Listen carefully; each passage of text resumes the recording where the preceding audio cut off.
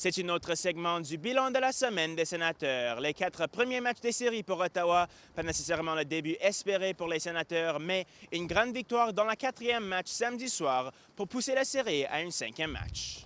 D'abord, le match numéro 1 à Toronto. Ce n'était pas le départ rêvé pour Ottawa, mais il y a quand même quelques bons moments à retenir. Le début du match a été physique des deux côtés, et quand les Sénateurs tiraient de l'arrière par 2 buts, Drake Batherson a marqué le premier but pour Ottawa. Cousins, la rondelle qui est libre et le but! On n'a pas été en mesure de maîtriser le retour du côté de Stolarz. Drake Batherson en profite, c'est 2-1.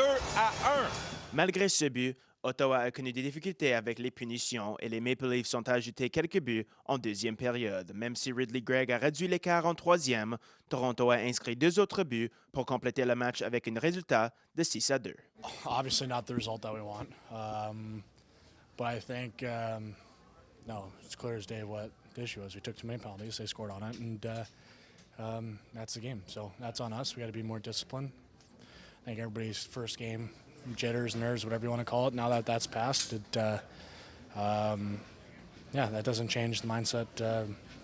Obviously frustrated, but at the end of the day, it's a new game. Dans le match numéro 2, les Sénateurs ont encore connu un départ difficile. Ils ont eu des occasions en début du match, mais les Leafs ont pris une avance de 2-0 après la première période. Malgré ce déficit, Ottawa a trouvé une façon de répliquer. D'abord, Brady Tkachuk en avantage numérique en deuxième période et Adam Gaudette a créé l'égalité en troisième.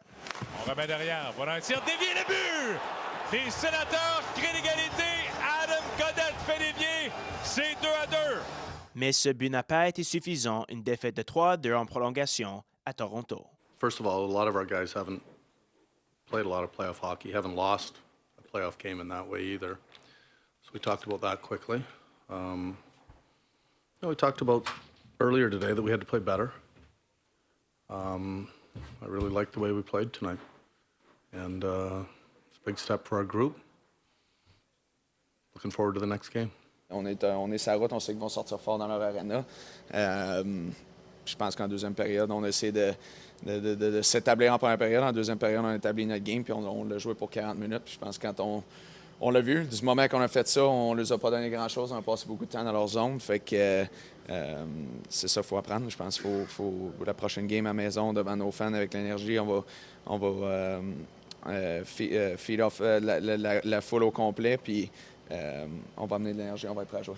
La série s'est ensuite déplacée à Ottawa pour le match numéro 3 avec une foule électrisante dès le départ. Les Sénateurs ont sorti avec beaucoup d'énergie et dans un autre match très physique avec plusieurs occasions du côté d'Ottawa et Toronto, Linus Ullmark a fait quelques beaux arrêts. Tour en deuxième période, en avantage numérique, Claude Giroux a ouvert la marque pour les Sénateurs. Avec un tir et le but! Claude Giroux en avantage numérique, 1-0 Sénateurs. Un beau tir voilé a donné l'avance à Ottawa. Les Sénateurs ont maintenu la pression avec plusieurs bonnes chances après ce but, mais les Leafs ont égalisé puis pris l'avance tôt en troisième. Mais pour le deuxième match de suite, Ottawa a été capable de répondre. Giroux qui remet à sa gauche, le tir et le but! Brady Tkachuk crée l'égalité, c'est 2-2. Un autre gros but pour forcer la prolongation, mais encore une fois, ce n'était pas le résultat espéré. Une autre défaite de 3-2 dans le match numéro 3. Je pense qu'on a joué un bon match. Ils ont eu, en prolongation, leur lancer trouvé au fond du filet. Puis il faut juste faire sûr que ce soit nous autres la prochaine fois. C'est sûr que quand tu perds 3-0 dans la série, c'est dur à voir quoi qu'on peut faire pour revenir. Mais on a gagné 4 games de suite pendant la saison, une couple de fois. Mais il ne faut pas regarder the big picture. Il faut aller un match à la fois ici. Les Sénateurs cherchaient donc à rebondir dans le match numéro 4 et après un autre bon départ, Tim Stützle a ouvert la marque en avantage numérique. Quelques minutes plus tard, alors qu'ils étaient en désavantage, Shane Pinto a doublé l'avance. Les Sénateurs ont continué de pousser durant la première période, mais les Leafs ont marqué tard pour un score de 2-1 après 20 minutes de jeu. Toronto a ensuite égalisé en deuxième période et on s'est retrouvé à 2-2 après 40 minutes de jeu. En troisième période, Ottawa a poursuivi sa pression et un grand but de David Perron a redonné l'avantage aux Sénateurs. Adam Gaudette remet derrière, Zoub, la passe et le but! David Perron redonné Sénateurs, 3-2. Même si les Leafs sont égalisés et qu'ils ont obtenu un avantage numérique de 4 minutes en prolongation, les Sénateurs ont résisté et Jake Sanderson a confirmé la victoire. Monel qui va revenir à la ligne bleue maintenant. C'est repris par Sanderson. Le tir et le but!